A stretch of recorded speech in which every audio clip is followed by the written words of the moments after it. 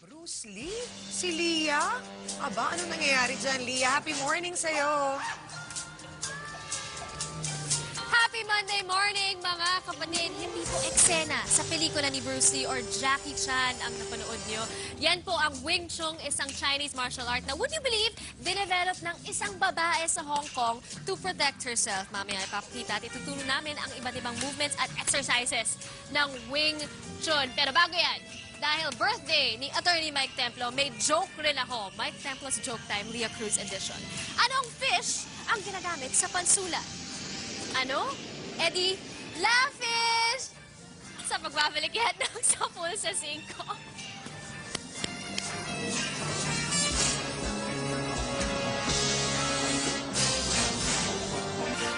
Mga kapatid, usapang Wing Chun pa rin tayo para ipaliwanag at ituro sa atin kung ano nga ba ang Wing Chun martial art. Makakasama natin si Mr. Christopher Villaforta ng Applied Wing Chun Philippines. Good morning, Sir Christopher. Good morning. Wing Chun, tama yung Yes. pronunciation. Okay, so ano nga ba ito? Ang Wing Chun ay isang Chinese martial art na kung saan ay dinevelop siya ng isang babae. Hindi niya kailangan ng muscular, muscular structure para Or magawa. testosterone. Yeah, tama. So basically self-defense and at the same time health promotion. Okay. So saan exactly nag-originate? China. China. Yes. As in mainland China. Yes. Okay, and for Wing Chun, since sinabi mo na nga na hindi naman kailangan na malaking muscles, big bulging muscles, ano ma-achieve nito? Unang-una ay tuturuan kanyang gamitin kung anong meron ka na. Tamang positioning ng angles ng hands, body, legs. Hindi mo na kailangang mag-exert ng maraming effort or energy para lang maprotektahan yung sarili mo. Oh, okay. So basically, use what you have. Yes. Okay. So, yung mga basic exercises ng Wing Chun, ipakita nyo naman para lang yung mga viewers may idea kung ano ba talaga ito. So, the first one, we have hand movements? Yes, hand movements. Okay. Hey, good morning. Okay. Hand movements. Paano ba to? Gansao. Okay. Makikita nyo naman dito. Kino-cover niya yung area ng upper at lower part ng body. Okay. Can we have yung gansao? Gansao. Yes, gansao. First part, it's Paano ba to? Paano ba to? Ayan yung movement ng gansao, no? So, kino-cover niya yung upper and lower part ng body. Okay. Hands, okay. Yan.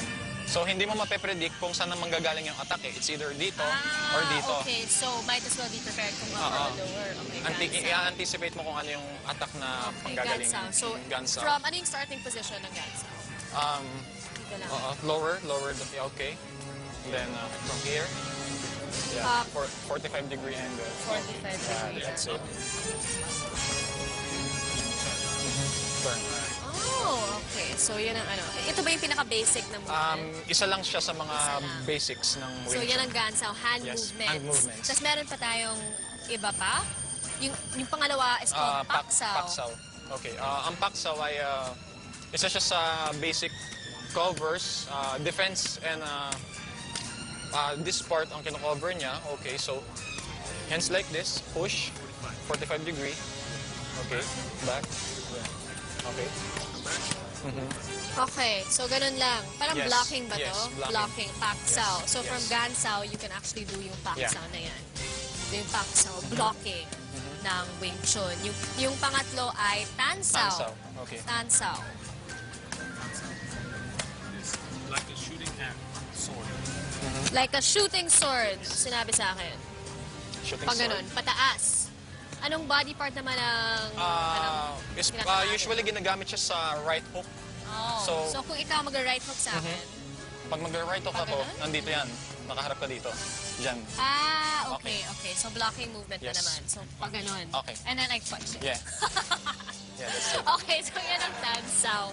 Okay, thank you very much, Christopher. you. Sa aming pagbabalik, tuturuan pa tayo ng ibang movements. Hindi lang para protektahan ang ating mga sarili, palalakasin din ang ating braso, kita, at buong katawan. Magbabalik pa ang sapul sa 5. Sa 5.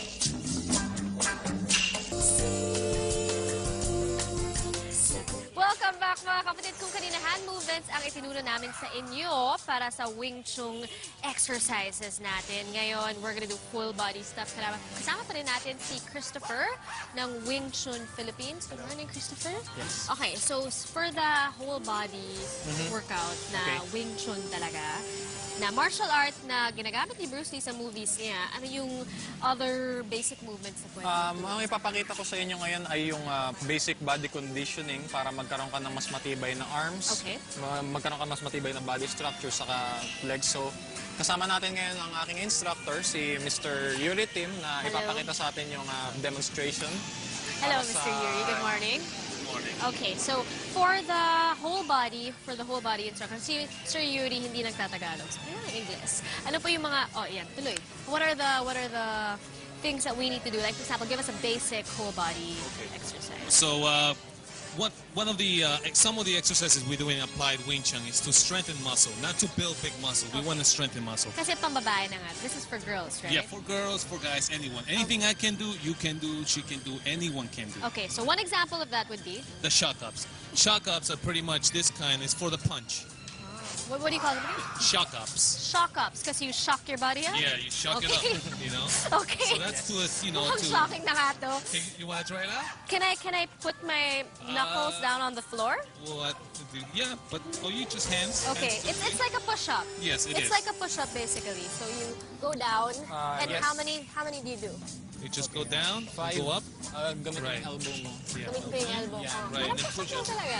So pati ito ginagamit sa Wing Chun. Yes, para ma-develop yung arms, actually. What you want to do is you want to keep the elbows in because that's the elbows movement. in. Right, that's it. See? Ayan. Yeah. Because then you learn how to push with the elbow. Okay. Okay. So shock ups is ang pwedeng gawin for Wing Chun. Yes, ang isa pang ipapakita namin yung turning horse where siya ang basic structure para sa stance ng Wing Chun. Okay. Okay. The turning So, horse. yeah. That's good. So, kung mag-face ka ng 45-degree angle, so, tapos naka-maintain yung stance mo para magkaroon ka ng magandang balance. Okay.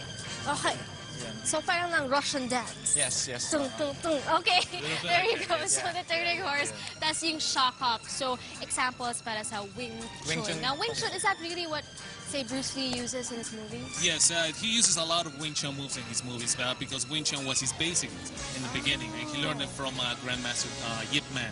I see. And would it be recommended for women? Because as we mentioned earlier, a woman was the one who developed it. Yes. Is it easy to learn? It's or is easy it to hard? learn and it's very practical. And it's done. It can be done by anyone, any race, any age. Okay, and kung kayo interesado na matuto na to learn Wing Chun, Mr. Yuri will invite you all over to Yes, this place. yes. Our school is in Makati City, in Salcedo Village, right in front of Salcedo Park. And what we do there is apply Wing Chun. You can visit us at www.applywingchunph.com. Okay, thank you very much, Yuri and Christopher and everyone else over here. Maraming salamat for coming over. Chongi Manj, what's up?